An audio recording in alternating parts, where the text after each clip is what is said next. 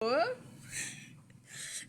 Nucleotide भनेको छ होइन अनि अप्सन्सहरू छ सो न्युक्लियोटाइड T43 मिन्स यो तिनवटाले बनेको हुन्छ नाइट्रोजन बेस पेन्टोज सुगर र फोस्फेट ग्रुप यो हो दिस इज द एन्सर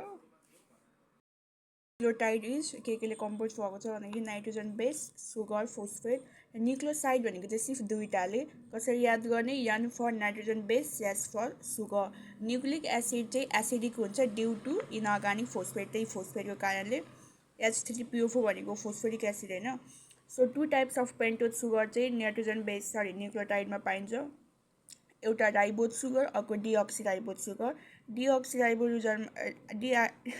डिअक्सिराइबोजमा चाहिँ के हुन्छ डी मिन्स एउटा अक्सिजन रिमुभ गरिन्छ केबाट भन्दाखेरि सेकेन्ड पोजिसनको कार्बनबाट चाहिँ एउटा अक्सिजन हटाइन्छ र डिअक्सिराइबोज सुगर चाहिँ सिर्फ डिएनएमा हुन्छ भने राइबोज सुगर चाहिँ RNA AMP ADP NAD NADP FAD र CoA carboxyl acetylase nitrogen base भनेको दुई टाइप्सको हुन्छ पाइरिमाइडिन बेस फोस्फेट भनेको सधैँ सुगरको चाहिँ फिफ्थ कार्बनमा एट्याच हुन्छ र यसले चाहिँ फोस्फोडाइस्टर बोन्ड बनाउँछ र phosphodiester bond I think phosphodiester bond नै त्यो एन्टिपायरलमा हुन्छ होइन यसै कारणले बिचमा फोस्फोडाइस्टर बोन्ड हुन्छ जो कि सबभन्दा स्ट्रङ्गेस्ट बोन्ड हो त्यहाँ डिएनएमा र यसले चाहिँ ब्याकबोन न्युक्लिक एसिडको ब्याकबोन फर्म गर्छ फ्लोरोसेन्स अफ सनफ्लावर इज यो चाहिँ मैले हेर्दा हेर्दा यादै भइसक्यो है हेड एन्ड क्यापिटुलम र मलाई प्लिज हेल्प मी युनिभर्स मतलब मर्फोलोजी आउँदैन योचोटि प्लिज मर्फोलोजीबाट क्वेसन मैले भनेको सधैँ उल्टो हुन्छ no no no fruit of Poa C is Poa भनेको चाहिँ वेट राइसहरू हो र यो चाहिँ कार्योप्सिस राई खाँदाखेरि रुनुपर्छ भनेको चाहिँ नि राइपेन म्याच्योर ओभरी हो फर्टिलाइजेसन पछि ओभरी फ्रुटमा चेन्ज हुन्छ ओभ्युल सिडमा र फ्रुटसँग दुईवटा पार्ट हुन्छ एउटा पेरिकार्प अर्को सिड भनेको सबैभन्दा भित्रको र पेरिकार्पसँग चाहिँ इपिकार्प मेसोकार्प र एन्डोकार्प हुन्छ biological needs of fruit is फ्रुटको काम के हो फ्रुट भनेको ओभरी हो मिन्स बाहिरको भाग हो मिन्स यसले चाहिँ सिड्सलाई प्रोटेक्ट गर्छ र लार्जेस्ट फ्रुट्स र सिड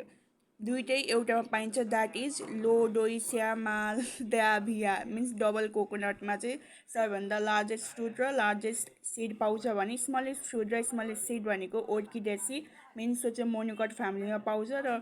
स्मलेस्ट भए पनि यो ओर्किडेसी भनेको चाहिँ सबैभन्दा लार्जेस्ट फ्यामिली हो इन टर्म्स अफ मोनोकट र सेकेन्ड लार्जेस्ट फ्यामिली हो in terms of all including dicot and monocot development of fruit without fertilization भनेको चाहिँ पार्थेनोकार्पी भयो मिन्स कार्पी भनेको हामी फ्रुट जनाउँछौँ आई गेस अनि विदाउट फर्टिलाइजेसन भनेको पार्थेनो पोमोलोजी भनेको फ्रुटको स्टडी होइन that deals with the study of फ्रुटहरू ब्रासिका अथवा क्रुसिफेरी यो चाहिँ क्रुसियल इक्जाम भनेको यो सीमा चाहिँ हामी सिल्ली मिस्टेक गर्छौँ सिलिकुला सोलानासीमा भनेको बेरी अथवा क्याप्सुल ग्यामिनी मिन्स यो धान गहुँ खाँदाखेरि चाहिँ हामी रुँदै खानुपर्छ liliaceae same goes to solanaceae capsule and berry malvaceae भनेको पनि माललाई चाहिँ सधैँ हामीले क्याप्सुल गरेर राख्नुपर्छ लेग्युमिनेसी भनेको लेग्युमेन यो भइहाल्यो कम्पोजिटी भनेको बाँकी रहेको सिप्सेला र यो चाहिँ 5 भयो भने सोलानासी याद हुँदैन यति सम्झौँ कि लिलिएसी भनेको चाहिँ ओनियन फ्यामिली हो है त फर्टिलाइजेसन एन्जियोस्पर्म एम्फिमिक्सिस फर्टिलाइजेसनलाई चाहिँ हामी एम्फिमिक्सिस पनि भन्छौँ एम्फी भनेको दुईटै केटा र केटी मिक्सिस भनेको मिक्सिङ हुनु is a process of fusion of gametes त्यसपछि आउँछ फर्टिलाइजेसन एन्जियोस्पर्ममा फर्टिलाइजेसन हुँदाखेरि पोलन ट्युब चाहिँ एउटा सिनर्जिड सेलमा डेभलप्ड हुन्छ goes into one of the synergid cells यसले चाहिँ ग्रोथलाई स्टिच गर्छ त्यसपछि रप्चर्स र यसले चाहिँ आफ्नो दुईवटा स्पर्म सेलमा रिलिज गर्छ पोरोग्यामिक फर्टिलाइजेसन भनेको चाहिँ पोलेन ग्रेन्स ओभ्युलमा माइक्रोपाइलको थ्रु इन्टर गर्छ यो चाहिँ सबैभन्दा most common mode of fertilization हो पी फर पोरोग्यामी अनि माइक्रोपाइलको पी चालाजोगामी फर्टिलाइजेसन भनेको चाहिँ चालाजको थ्रु इन्टर गर्छ पोलेन ट्युब मेसोग्यामी फर्टिलाइजेसन भनेको चाहिँ मी भनेको म अनि आई भनेको नि मेसोग्यामिक भनेको चाहिँ इन्टेगुमेन्टको थ्रु इन्टर गर्छ र पोरोग्यामी भनेको चाहिँ सबैभन्दा most common mode of fertilization हो त पोरोपिपिपी फर्सी र मेसोग्यामी फर्टिलाइजेसन भनेको चाहिँ भनेको कुकुर बित्ता कुकुर हो हेल नो अनि डबल फर्टिलाइजेसन यो भइहाल्यो डबल फर्टिलाइजेसन कसले डिस्कभर गरेको त खतरा नाम छ double fertilisation boom boom double fertilisation अथवा ट्रिपल फ्युजनमा चाहिँ के हुन्छ भन्दाखेरि दुईवटा मेल गामेट हुन्छ होइन दुईवटा मेल गामेटमध्ये एउटाले चाहिँ एकसँग फ्युज गर्छ र जाइगोट अथवा स्पोर बनाउँछ जसलाई हामी सिनगामी भन्छौँ र अर्को मेल गामेटले चाहिँ सेकेन्डरी न्युक्लियस अथवा सेन्ट्रल न्युक्लियस अथवा पोडल सेल एन्टिपोडल भनेको माथि टाँसेको हुन्छ यता भनेको पोडल सेल अथवा लार्जेस्ट सेल यसको चारवटा नाम छ secondary cell secondary nucleus central nucleus podal cell र लार्जेस्ट सेलसँग फ्युज हुन्छ र इन्डोस्पर्म बनाउँछ total number of nucleus involve in double fertilization भनेको 5 हो तर ग्यामेट भनेको सिर्फ 3टा हो नम्बर अफ ग्यामेट कसरी 3टा दुईवटा मेल ग्यामेट एउटा फिमेल ग्यामेट अनि 5वटा भनेको त अब बुझ्छ विदेरिङ हौ कस्तो उल्टो देख्छु यार विदेरिङ र सेडिङ अफ कोरोला भनेको चाहिँ फर्टिलाइजेसनको फेलर हो फर्टिलाइजेसन फेल भएको भनेर कसरी थाहा पाउनु भन्दाखेरि के हो विदेरिङ भनेको तर withering and shedding of corolla parthenogenesis अघि पार्थेनोकार्पी आएको थियो पार्थेनोकार्पी भनेको चाहिँ फ्रुट विदाउट फर्टिलाइजेसन डेभलप हुनु पार्थेनोजेनेसिस भनेको विदाउट फर्टिलाइजेसन नै हो तर यो चाहिँ जाइगोटको डेभलपमेन्ट हो र पार्थेनोकार्पिक फ्रुट्स भनेको सिडलेस हुन्छ ओके पार्थेनोकार्पी भनेको विदाउट फर्टिलाइजेसन हो वा डेभलपमेन्ट अफ फ्रुट पार्थेनोजेनेसिस भनेको नि without fertilization but development of zygote र पार्थेनोकार्पिक फ्रुट भनेको फर्टिलाइजेसन बिना भएको कारणले चाहिँ सिडलेस हुन्छ बनाना ग्रेप्स ल कोलाको त दाना हुन्छ त तर त्यो अर्कै खालको दाना हो नि त okay most common type of embryo sac भनेको पोलिगोनम टाइप हो पोलिगोनम टाइप अफ इम्ब्राइसाक भनेको मोनोस्पोरिक अनि 7 सेल्ड 8 न्युक्लिएटेड र एउटा मियोसिस र 3टा माइटोसिसले बनेको हुन्छ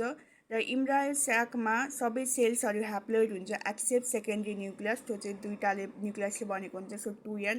ओनियनसँग बाइस्पोरिक इम्ब्रायोस्याक हुन्छ ओके नर्मली हामीले पढ्ने भनेको चाहिँ मोनोस्पोरिक हो होइन हामीले पढ्ने अथवा यस एन्जियोस्पर्मको मेन क्यारेक्टरिस्टिक्स बट ओनियनसँग चाहिँ दुईवटा ओ छ so bisporic embryo sac common type of ovule in angiosperm भनेको A for angiosperm A for anatropous भन्छ अर्थोट्रोपस अर्थो भनेको सिधा एना भनेको उल्टो बाङ्गो स्ट्रेट ओभ्युल हो जहाँ चाहिँ माइक्रोपाइल चालाजा फ्युनिकल भनेको सबै एउटा भर्टिकल लाइनमा एरेन्ज भएको हुन्छ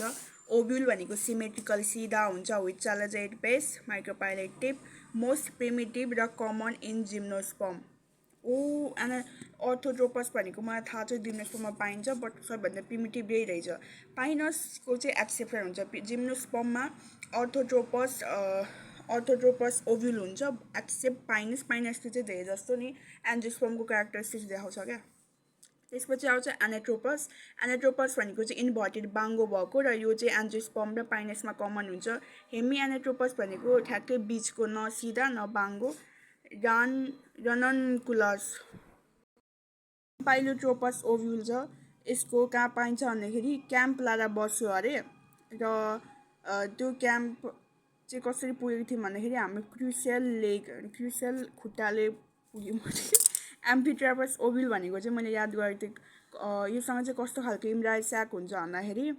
ह्यामर भनेर यजबाट हर्सु सेप अनि एएमबाट एम्फिट्रोपस ओभ्युल र यो कमन हुन्छ एम्फी भनेपछि आमा पापा भर्सीमा सर्किनेट ओभ्युल एन्जियोस्पर्ममा इम्ब्रायोस्याकले के रिप्रेजेन्ट गर्छ भन्दाखेरि फिमेल ग्यामेटोफाइट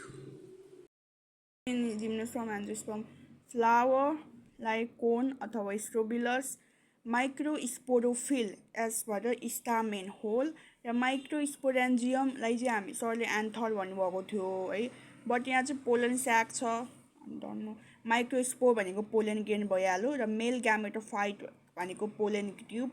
त्यसपछि आउँछ मेगा स्पोरोफिल। मेगा स्पोरोफिल भनेको चाहिँ यहाँ म्यामले सरले कार्पेल अथवा पिस्टिल भन्नुभएको थियो, यहाँ चाहिँ ओभेरी छ, कार्पेल पनि छ सँग त। अनि मेगा स्पोरेन्जियम भनेको सरले भन्नुभएको थियो ओभ्युल, यहाँ पनि ओभ्युल पनि छ प्लस न्युसेलस पनि छ। त्यसपछि फिमेल ग्यामेटोफाइट भनेको इम्ब्राइस्याक। आर्किगोनियम भनेको चाहिँ एन्थेरेडियम आर्किगोनियम एग एपेराटस। र फिमेल ग्यामेट भन्यो भने चाहिँ एग उस पेयर भनेको चाहिँ नि यसले फुड स्टोर गरेर राख्छ अथवा फुड ल्याडेन्ट पनि भन्ने गर्छौँ। र parts of flower before and after fertilization है त। बिफोर फर्टिलाइजेसन के थियो भन्दाखेरि क्यालिक्स कोरोला स्टामेन स्टालिस्पिकमा। आफ्टर फर्टिलाइजेसन विदर अवे उडेर जान्छ। ओभेरी बिफोर फर्टिलाइजेसन ओभेरी हुन्छ।